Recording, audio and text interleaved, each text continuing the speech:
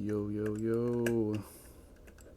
I'm gonna go over this little song I made and show some stuff that I did on the effects. But yeah, this is what it sounds like.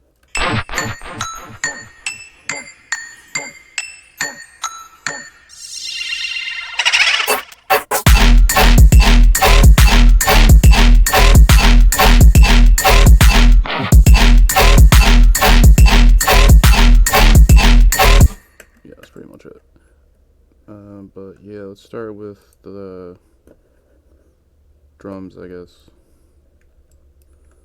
Alright, so on my drums, I have it in 3 channels, and the 4th channel is my drum bus. So I'll just solo that out. Oh, not really. These are side chained.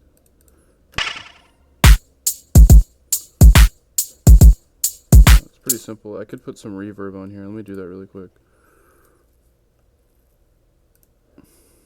Put like a short decay on there. There we go. Maybe make it a little bit quieter.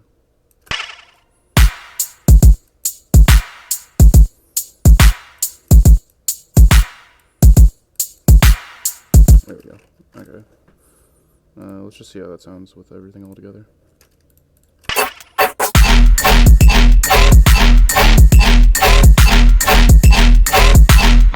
Maybe make it a little bit quieter. So it's pretty quiet. Okay. Alright, that's pretty cool, I think. Alright, so back to the drums. Just do this.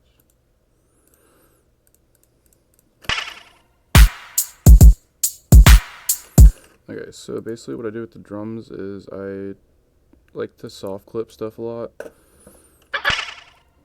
You'll see that my kick sample is like really fucking loud, like it's going above 0, which you don't really want that. So I would normally soft clip that, but I don't actually do it in this channel. I compress it apparently, which makes it a little bit quieter. Still like kind of surprising how loud that is even though it's being compressed, but see if you can tell the difference.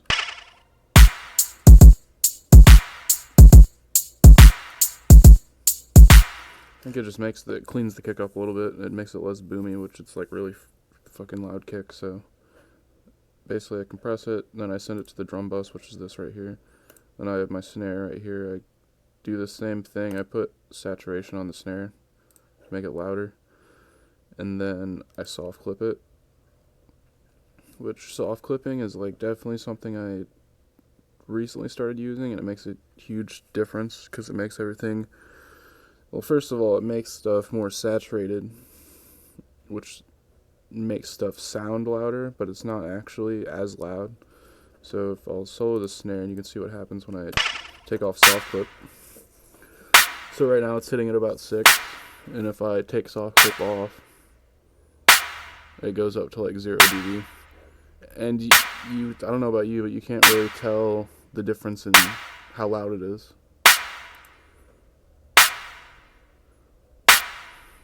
Right? But it's actually like 4 dB quieter, technically. So like, I mean, I don't know if you can call it quieter, but the peak's hitting not as high, which you kind of want you don't want like your song to be like super dynamic, at least with RIDDIM. You kind of want everything hitting at the same level, and that's what you use soft clipper for. So basically it just cuts the tops off and saturates it, but like you can't really tell that it's reducing the max peaks of your whatever sample you're soft clipping. And you can, what I like to do a lot of the time is saturate it, like distort it with Wave Shaper or whatever distortion plugin you want to use, and then soft clip it right after, and it's going to reduce the peaks down. And then what I do is I put on this compressor again, and I just compress it slightly, and I think I increase the attack a little bit, and what that's going to do is it's going to like clean up your snare. It's going to make it a little bit quieter, but what this attack means is like the instant your snare hits it's going to be just as loud as it was before, but it's going to reduce how loud the rest of the sample is, if that makes sense. So basically, it's going to preserve the transient a little bit, but then make everything else a little bit quieter. So the snare is like noticeably louder whenever you take the compressor off, which is what you'd expect. But with the transient still being preserved, it still sticks out in the mix, which is what you want. It kind of cleans up the snare, makes it a little bit quieter, but it keeps the transient like hitting really hard. And I just put that reverb on. Okay, then I basically did the same exact thing for the hi-hats, but I did one little trick with the hi-hats. So I'm using 2 hi-hats right here. Let me solo that. So I'm using 2 hi-hats, and I have one panned all the way to the left, and the other one panned out all the way to the right. And that's what you can use the like pan knob for. If you pan stuff out like this, like all the way to the left or right, it'll make it sound really wide, and you can kind of like do that with basically anything except like sub. You don't want to do that with subs, you don't want to do that with kicks, and you don't want to do that with like your main bass, even though that's like debatable. But any of the main elements in your song, you kind of don't want it panned out all the way to one side. But with the hi-hat, it works pretty well. Like, it makes it sound really wide. Oh, sorry, that wasn't even the hi-hat sample. Okay, this is the hi-hat sample. I clicked the wrong one. But yeah, you can see that they're panned out all the way to the left and right. This is actually my chant. I did the same thing with the chant. I took 2 little chant things. I can show you that real quick now that I mention it. I think it's right here. Yeah. So basically that's 2 samples. One's all the way to the left, panned all the way, and then one's panned all the way to the right. And it makes it sound really wide, but it doesn't. But it does translate this like mono pretty well. So like it basically what you don't want to happen is if you start messing with stuff in the stereo field, if you turn it all the way to mono like I'm doing right here, it can get really quiet if there's phase cancellation, but typically if you do this with just panning, you're not going to get any weird phase cancellation stuff. So yeah, just try that out. It works for a lot of stuff. I kind of do that a lot now. I think I even did it up here with one of my synths too. This one. So this one's panned all the way to the left, this one's panned all the way to the right, but basically these are the same exact synth, except I just switched out a filter that I was using. So like the top one's using like a ring mod. I think it's this one. Yeah, okay.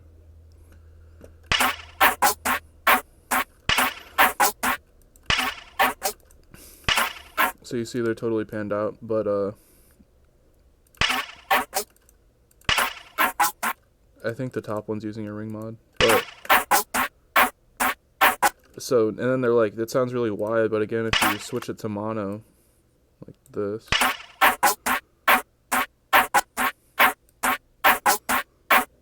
I think there might be a little phase cancellation in there, but that's okay. Because it does get a little bit quiet whenever you switch it to mono. Okay, so, I forgot what I was talking about. Yeah, I was gonna. So there's a way to like get this mono wheel here because it doesn't pop up normally.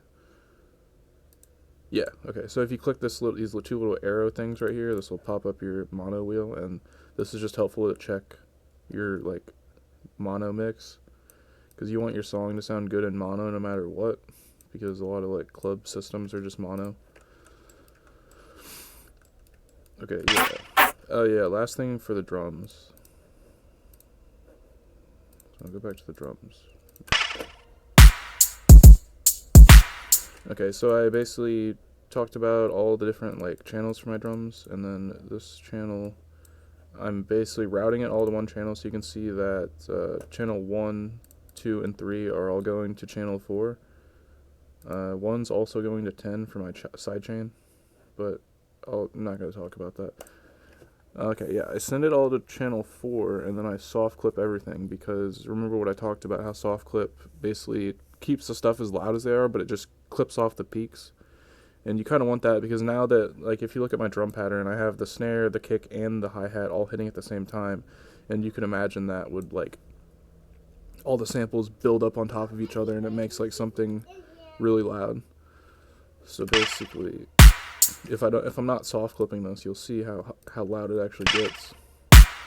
Yeah, it's like way over. It's like going out of bounds. Like you can't even see how loud it is. So it's super important to soft clip. At least for me, it's super important to soft clip the drums because it like lets me like you can't really tell like. I mean, maybe it sounds a little bit louder with soft clip off, but when you turn it on, it really like lets you get control of like how loud this is. And I mean, another option would be to like adjust the volume of all your samples so when they hit together, they don't like become like one just massive sample and then like they're way too loud. You could adjust the volumes of them so they work well together, or you could just be lazy and put soft clip on it. And it saturates the stuff too. So I mean, I don't know. I just put soft clip on it. Okay, and then I compress it down a little bit.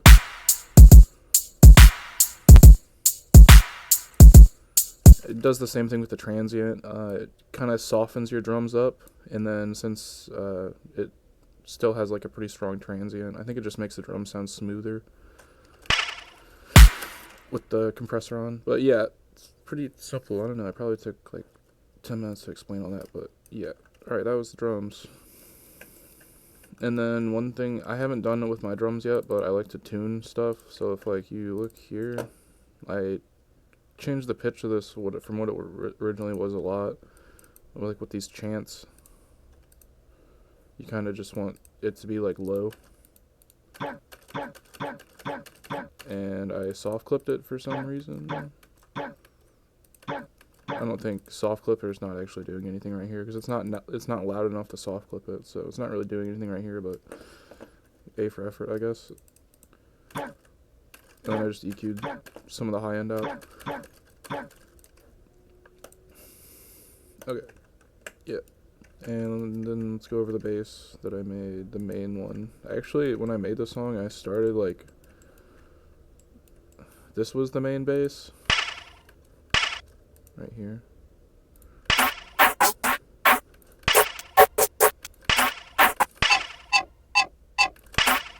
That was like the main bass, but then I like tried to make like a background bass with Vital, and like this is how it turned out. So it was like that. So I made that the main bass instead, and the other ones kind of go on the side. So we'll start with this one, I guess. I'll show you the Vital patch. And these are basically the same. I just use it for variation. This is the one that's, okay. So, super simple patch. Basically what I did is I picked a random wavetable.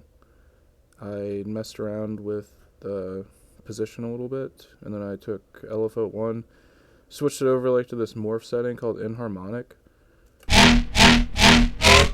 And so LFO 1 is controlling that, and it also controls, I think, the phase. Yeah, for some reason, wait, no, that one's the phase. Okay, just kidding. So it controls the inharmonic morph, and it controls the wavetable position.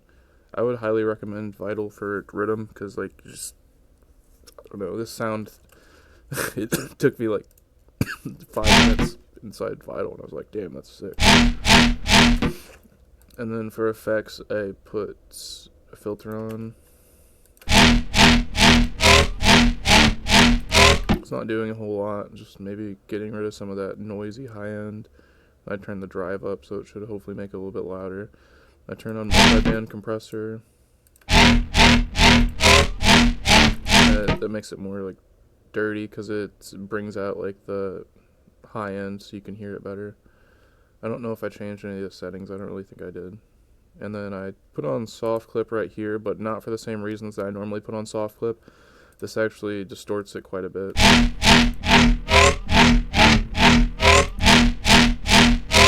Yeah, it gets pretty distorted with that, but I just thought it sounded pretty good, so I left it like that. And then for some reason I feel like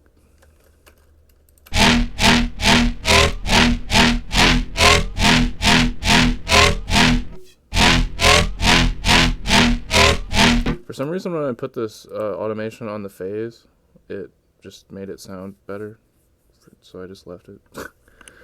But yeah, that's super simple Vital patch, but for my post-processing, it was kind of just a lot of like EQing, honestly, like you can see. So we'll start from this. Limiters for sidechain. Fruity Convolver is reverb. This is a flange filter. You can, it makes it like wider, which is good. Okay, turn off the flame.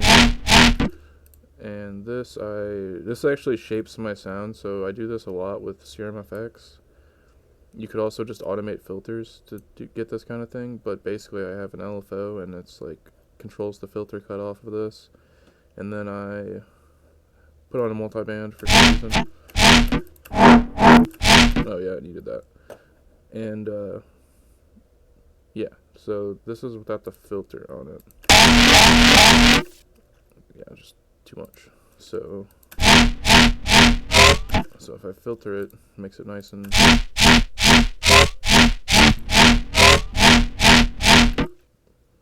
this almost needs a gate, to be honest with you, because I feel like there's a little bit of noise in the background, so maybe I will do that. I don't really have any more room on this channel though. I mean, since I brought it up, I'll show you what I mean. So since I filled up all these slots right here, I'm gonna route it to channel 19 because there's nothing right there right now, and disconnect it from the main channel. So now it's gonna be going through 19. And what I want to do is put Maximus and select gate, and that's gonna clean this up. That's a lot better. If you don't, I don't know. I guess that was reverb. No, reverb's not even on. I don't know what that was coming from, but yeah, I needed that. Maybe the thing is, I want the reverb to be on this, but I don't want it to get gated out, so maybe I'll just put another reverb right here. Where is it at? Right here. I think I picked, oh, man, I don't know which one I picked. This one maybe?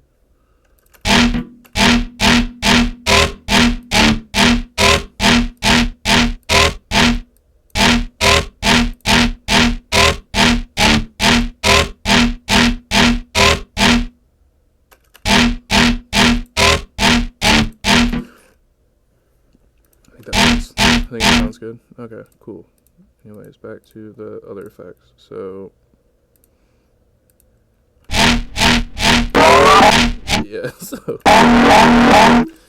yeah, it kind of needs. So basically, I added like a wobble to whatever was going on before this, and yeah, that probably didn't sound like that. Like, it's not like I added all these effects in order either. Pretty much what I probably started with was an EQ, and then I probably did Serum FX right after that. So maybe if I turn off the distortion, it won't sound so wonky. I guess maybe it sounded something like that, but I don't remember it sounding like that exactly.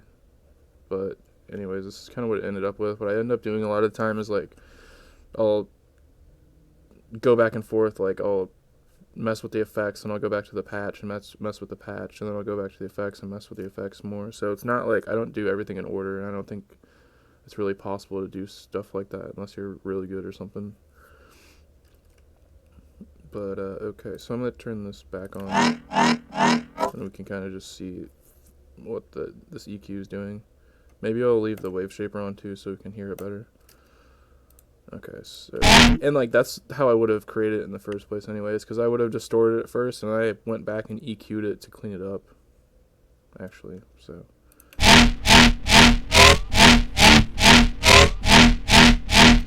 Okay, so the EQing, I kind of just basically cleaned up a lot of the high end, and it took multiple EQ plugins to do this. This one's not actually doing much of anything.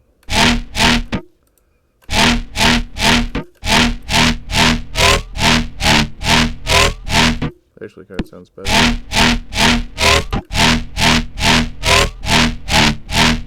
Maybe we'll just leave that one off. Okay. Yeah, this one was just EQing out the sub frequencies, even though this could be a little bit better maybe, like if I did this. Like that, maybe.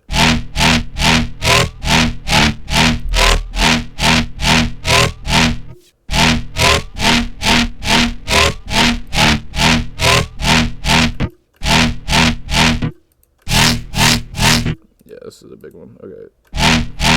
So this one is basically just cut off like all the high end, and I was messing around with this filter a lot to kind of get the right combination of highs to lows.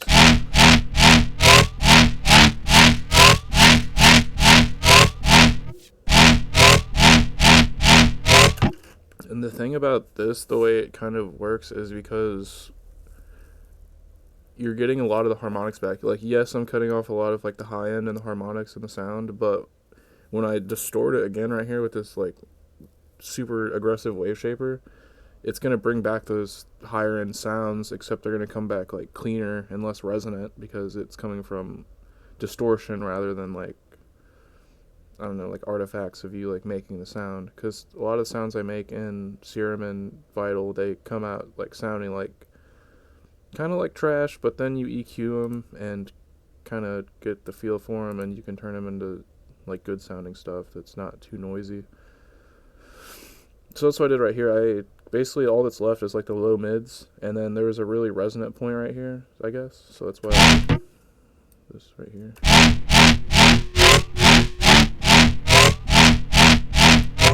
Yeah. That's one thing you can do, is you can make like a peak right here, and then you can kind of search for like parts of your waveform that sound bad. Ooh, right there, yeah. Get that out of there. So you can just cut it right out. Man, I like that a lot better without this on. It's not really doing much of anything except...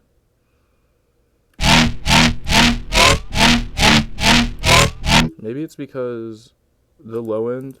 So I cut off the low end, but if I let it through and then cut it off later, I think the low end is going into this Fruity Blood overdrive, which is a distortion, and it's basically making higher, it's making like harmonics for the sound. So like the low end is creating like a higher end sound. I'll show you what I mean. It's like if you take your sub. So let me go to my sub right now, and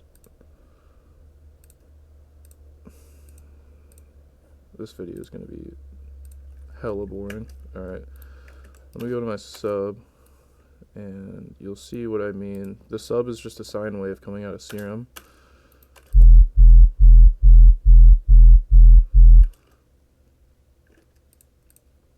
And I'm saturating it with Fruity Wave Shaper quite a lot. And then if I... So that's what it sounds like without the EQ.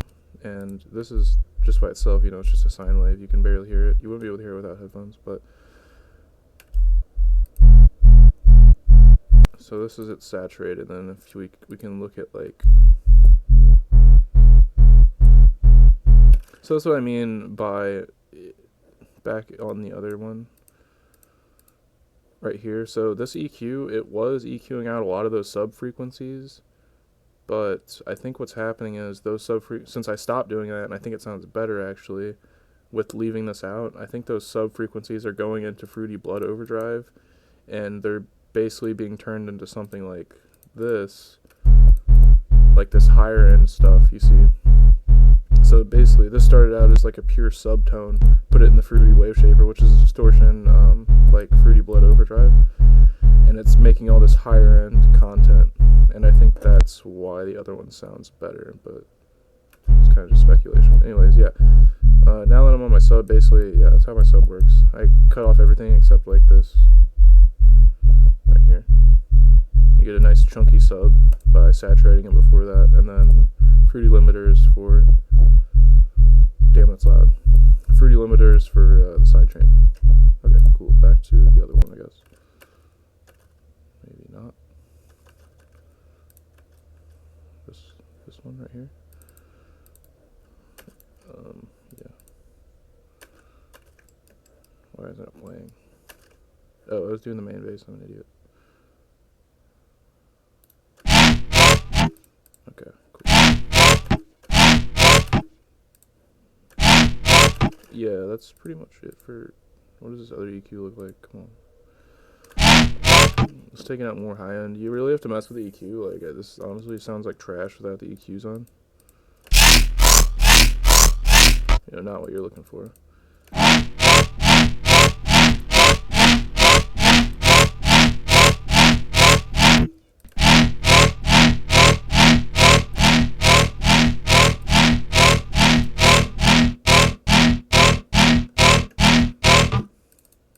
Yeah, probably sounds a lot better now with the gate on, honestly, and like that EQ that we changed.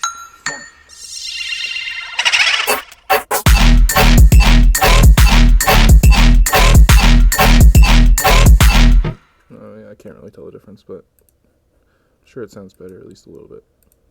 Okay, and then this bass, this actually came out of Serum. This is what it started as.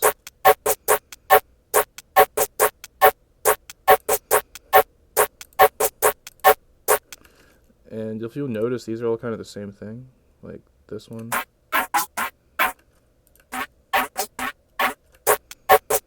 So what I did is, like, I made something in Serum, which actually I don't have the original patch anymore because I totally changed it, but I made like a weird sound in Serum that sounded like, wait, actually I do have it recorded.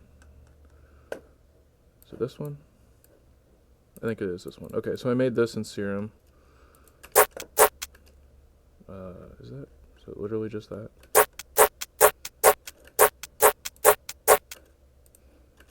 Maybe if let me take this out of the, so we can just hear it by itself. This already has effects on it. Yeah, okay, so I made that in Serum. That's loud as fuck. I made that in Serum, and then I dropped it into Fruity Granulizer, which if you've never used Fruity Granulizer before, I would highly recommend it. And I kind of just played with it until I got a sound like this. That's still coming from it.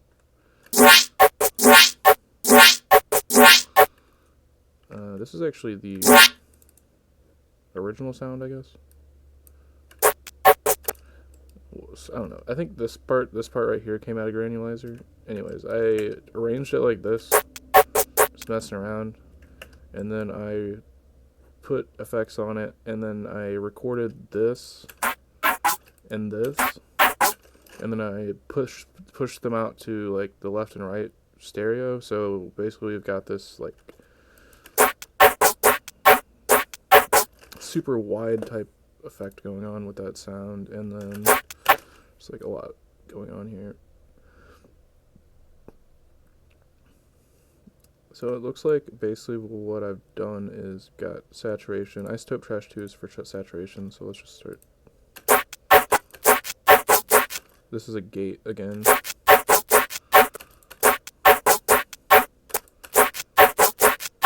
It might actually sound better without with the gate off.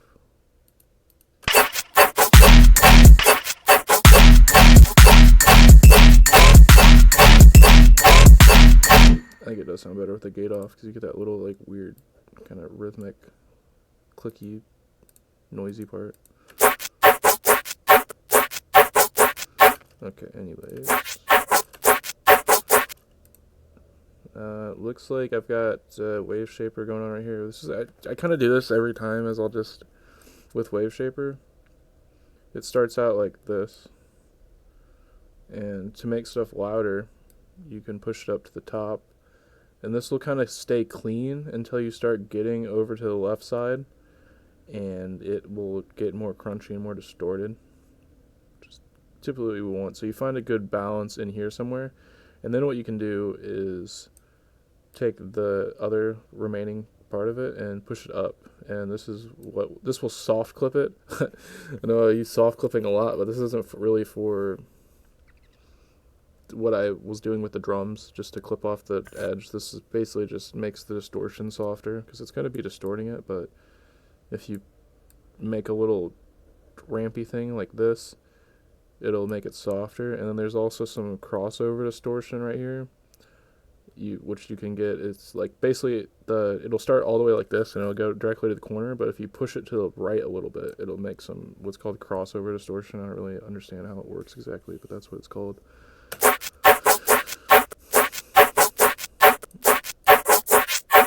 You see, it's like weird. I don't know.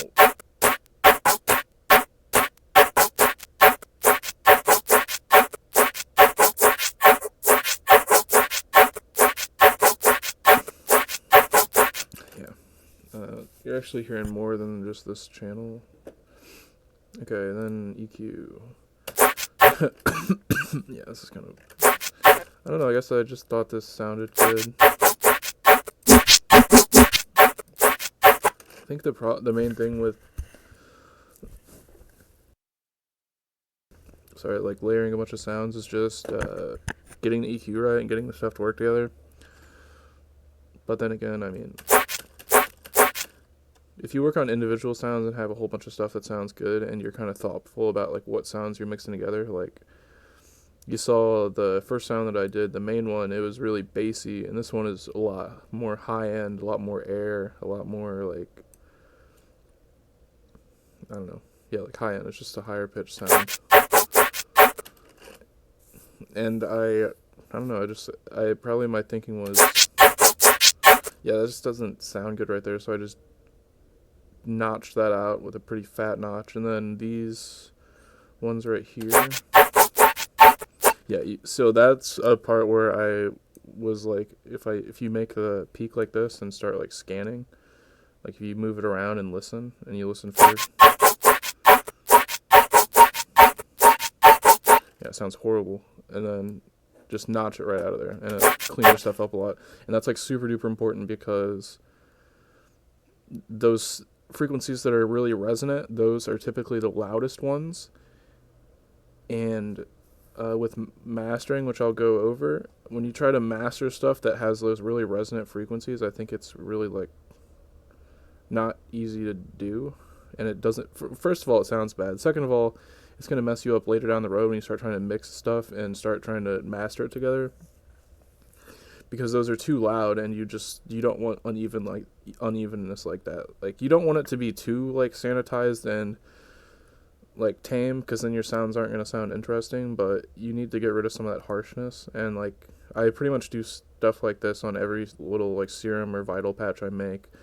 You got to look for those like bad resonant frequencies and then just notch them out.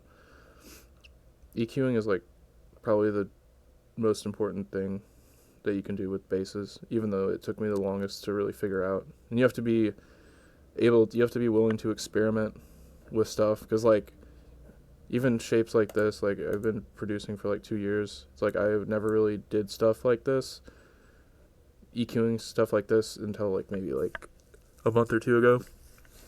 And I've seen like Akios and do this, like just like stuff that wouldn't be apparent. Like, I don't know why you do that, but I mean, he uses Fruity Loops too. But yeah, the EQing is probably the most important thing you gotta learn how to do. Yeah, and then this, same thing. This is like shaping it up.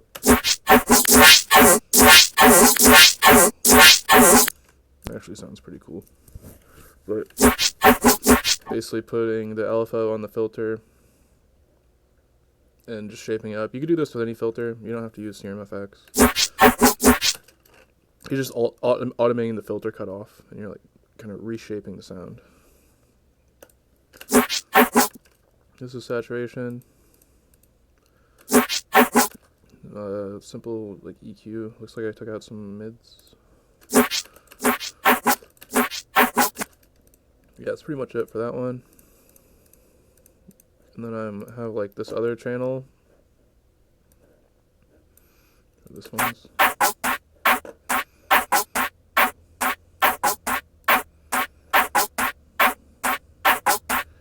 Yeah, I apparently thought this could... I don't know why it's so big.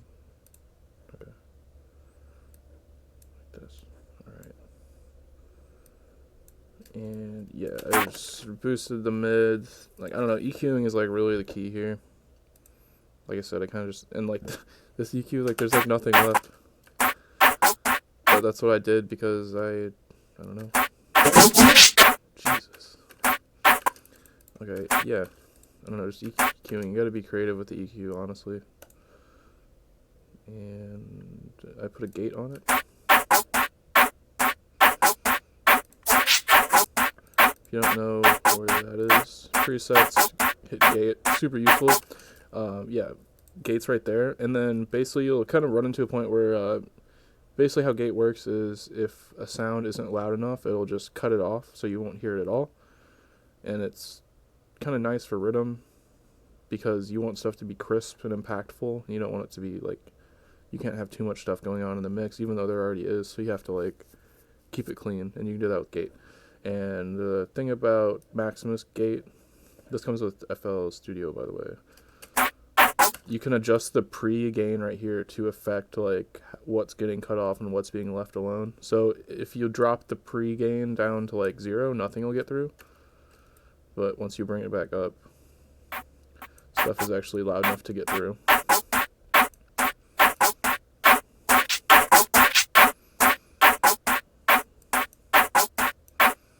So you just got to keep it at the right.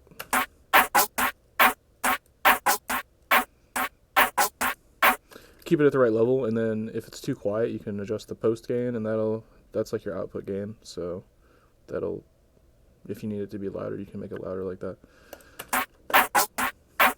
And yeah, Fruity Convolver, I would suggest everyone who has Fruity Loops check this out. I didn't even know about this because like this is just reverb, but it's like convolutional reverb. There's like a fucking shitload of presets. But Fruity Convolver is pretty nice. I would definitely suggest everyone try that. And I soft clip it right here. I think I soft clipped this because it was quite loud after this distortion right here. So I soft clip it to kind of make it a little bit quieter. Oh, actually, I take that back. I know exactly why I did this. So I was trying to get the gate to work, but what was happening is, you see how they're different heights. I mean, they're still kind of different heights, but they're more unbalanced before. So what I did is I like distorted everything so it'd be louder, and then I soft clipped it so it kind of evened out the peaks, if that makes sense. Yeah, you can use soft clipper like that too, like I said. A gate is kind of like a compressor, so soft clippers are super useful before you go to compress it, because yeah, I'll talk more about that when I like show my mastering chain. Okay, I think that's like pretty much it.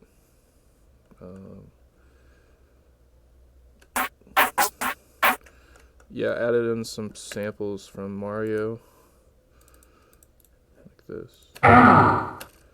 That's like the brick man, and it was super bassy, and I didn't want that bass there, so I just EQ'd it out. And there's also some like resonant stuff going on in there that I didn't like, so I just EQ'd that out too. So it got that like nice clean sound now.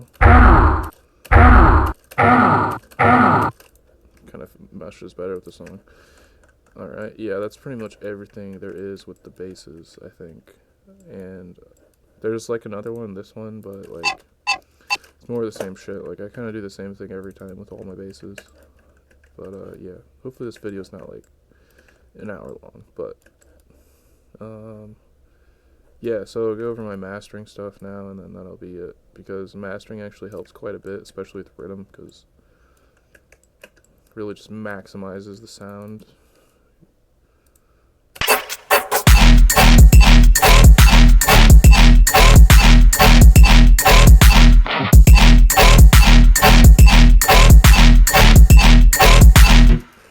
Okay, so put a soft clipper on there, and basically, like, since this is on your master channel, that means all the sound is going into here, and you'll have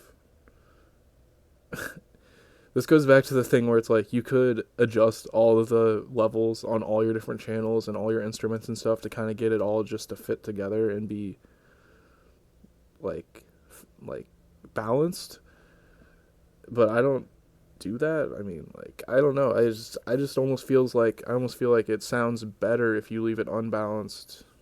And this is probably a stupid thing to say, but like I feel like it sounds pretty damn good if you leave it unbalanced and don't mess a lot with the levels unless you really need to, and then just soft clip everything.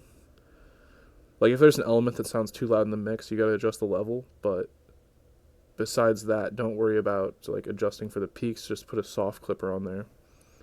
And I'll show you exactly what I mean because I can actually do this now. So I put my limiter before the soft clipper so you'll be able to see. So that's what it looks like before the soft clipper. You kind of got some unbalances. So what I would expect to happen after I put this fruity limiter after the soft clipper is I would expect this to be more flat and even, at least with the peaks. That's not what I wanted. Oh, put the limiter there. Okay. So that's what it looked like before. Now it should be more smooth. You see, that's exactly what happened. So.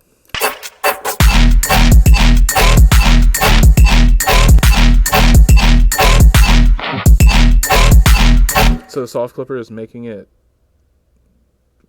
quiet. You can't really say quieter because it's like reducing the levels, but it's saturating it more. So it's basically like the same amount of. It's basically like just as loud as it was before, but it's just like the peaks aren't as high. So you're losing dynamics, which like I guess isn't a good thing, but like RIDDIM and dubstep, it's like it doesn't really have a lot of dynamics anyways. So kind of get used to it, I guess. But yeah, and yeah, so basically I put everything through the soft clipper, get it nice and get ready to be mastered, nice and smooth. And let me turn off some of this stuff so you can hear the difference. Okay, so this is with nothing. This is soft clipped. And remember, this is going to make it, like, this decreases the level of the sound, but you'll notice that, like, you can't really tell the difference, even though it's technically quieter, I guess. So this is no soft clip. This is soft clip. You literally can't tell the difference, even though it is quieter. Or the peaks are quieter. It's, I don't know, hard to explain, like, loudness versus peaks or whatever. Okay, and then I have an EQ, got rid of some of the low mids, boosted the high end a little bit.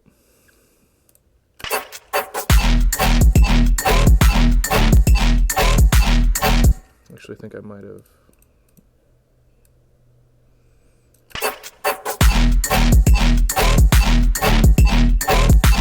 I think that's better. Alright, so yeah, and then the next thing I do is I use Ozone 9 Elements, which is not a free, or it's not a free plugin. I got it for like in a pack for $50 whenever Isotope does their like producer bundle thing. You can get it for $50. I normally do it like twice a year. This thing's really nice though because like I don't know a lot about mastering, but I just pick a preset that sounds good and kind of mess with it a little bit, and I think it works. So this is before that. Turn this on.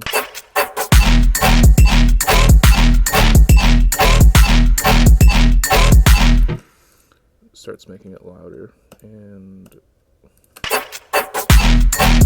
this is actually what you want, and I don't know, I must have done something right this time because normally my masters aren't this good, but I think what you want to see if you're using mastering, because if you don't put this on, this is basically like a big complicated compressor. You kind of put compressors on here and you want to see like this blue bar. That means the compressor is working, and then the bars on the bottom is the maximizer. So while it's compressing stuff, it's also bringing up like the volume of the mix, if you want to call that. And I don't know, this is what I tried doing before, but I don't think like my mastering chain just wasn't right. But this actually looks really good because you can see that it's being compressed. It's not being compressed a shitload, and it's being like maximized. If I wanted to make this louder, I could probably even bring this threshold down.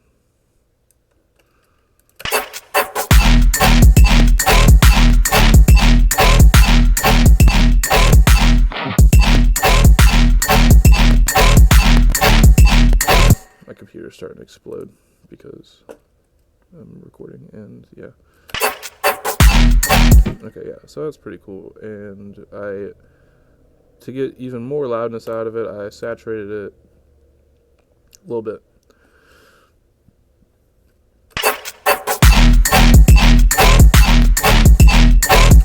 So basically, I put a little bit of saturation or distortion on it, just enough to where you could tell that it's louder, but not really enough to tell that it's distorted. So the whole mastering chain, the name of the game is just like small adjustments that are really careful and don't really change a lot of stuff, except for this Ozone 9. That makes stuff a lot louder, but you kind of don't want to do anything totally wild on your mastering chain. I mean, maybe you do. I mean, I don't know. I'm not like an expert or anything, but a lot of people I've seen, they describe it as basically the whole goal of mastering is to make sure that your song sounds good on any system you put it on. It's not all about like making it super loud or like stuff like that. Like I think you can have a good master without it being like super loud or anything, you know. But anyways, it does get a lot louder once you master it. Like I put saturation on it. Okay, and then the last thing is Fruity Limiter, and basically what this is doing is it's kind of doing the same thing as Soft Clip, but I mean I don't really know how it's different, to be honest with you. Like it's almost doing the same thing as Soft Clip. So you'll see like when the levels go above that green bar, it just pushes it down. And this is good to, again, maximize loudness. And you're kind of cutting off peaks. So like,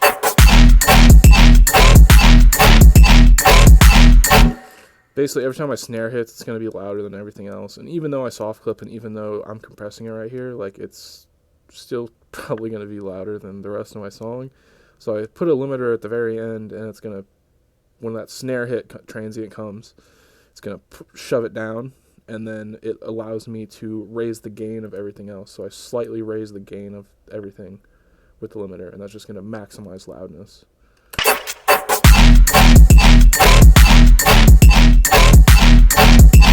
And also the whole point of a limiter is it's kind of just like a safety mechanism. So like maybe you have, I don't know, you have like a really long song, like maybe like normal songs are like 5 minutes long, right? And could be something in there that's like maybe like a click or a pop or like just something's off, or maybe some elements just a little bit too loud. Well, the limiter is gonna, like, it's your last line of defense. It goes at the very end, and it's basically saying like anything that comes out of this DAW is gonna be, I don't know, it's not gonna sound bad or like overpowering, or there's not gonna be any like kind of problems with playback, if that makes sense. So if you didn't have the limiter right there, you could potentially, I don't know, have a sound that's like too loud coming out of the DAW. It's kind of just like the last line of defense of like stuff being too loud. And also you can use it to boost the gain a little bit. But yeah, that's pretty much it with this little thing. I could go over like I've been trying to make videos on like my thought process when I go to design sounds and like say Serum and stuff. But typically when I'm trying to make a video, like all the stuff I make is like, I just don't like it. Well, actually, funnily enough, this sound I made right here, that type of deal, like I recorded that, but I didn't save the video because I was like, I didn't really like the stuff that I did. But I came back to it, and then I was like, alright, let's mess with this a little bit more. So I did that, and then, yeah, just made this bass chunky shit. And then, yeah, I don't know, it kind of just came together. But, yeah, I don't know, I think basically the whole name of the game is, like, what I didn't understand for the longest time is, like, it's all about EQ. It's all about EQ and then saturation. I think you can get a lot of really good tonality with just those two things, honestly. But, yeah. That's pretty much it. So thanks, guys. Oh yeah, before I go, so on FL Studio there's FL Dancer, which is like a visualizer, which fucking cracks my shit up. You can choose different dance moves too. Go freestyle.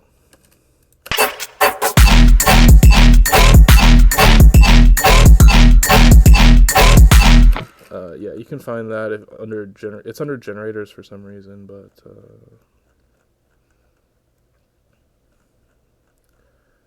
I don't know where it's at. Oh, here it is. Okay, generators. My FL Studio is also just a total fucking mess. So yeah. Can I get 2 dancers going? Bruh, why is this so fucking... This is like locked to the top. I can't do anything. Anyways, like, yeah, Fruity Dancer is right here. It's in your generators. Definitely pull that up so you have some visualizers going on when you make some fat rhythm tunes. But yeah, that's pretty much it. Thanks, guys. I'll see you guys later.